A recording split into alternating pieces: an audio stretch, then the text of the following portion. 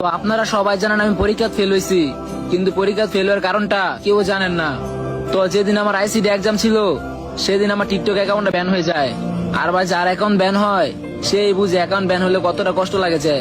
তো আমার ইচ্ছে ছিল না পরীক্ষা দেওয়ার। তারপর আমার সব ভাই বাদার রিকোয়েস্ট করতেছে যে তুই পরীক্ষা দিতে চা, আইসে আমরা দেখবো না তোর অ্যাকাউন্ট নিয়া কি করা যায়। তো আমি পরীক্ষা দিতে গেছি একটু লেট কইরা, এর জন্য আমি লিখতে পারি নাই। আমি ভাই এতটা খারাপ ছাত্র না যে পরীক্ষা ফেল করবো। তো যাই হোক, কপালে ছিল না, এর জন্য ফেল করছি। এর জন্য মানুষের কাছ থেকে অনেক কথা শুনতে হইতেছে ভাই। এখন একমাত্র আমি আর আল্লাহ জানি যে কেমন একটা পরিস্থিতিতে আমি আছি। যেদিকে যাই সবাই শুধু এখন ফেল হয়েছি দেখে মজা নিতেছে আমার লগে।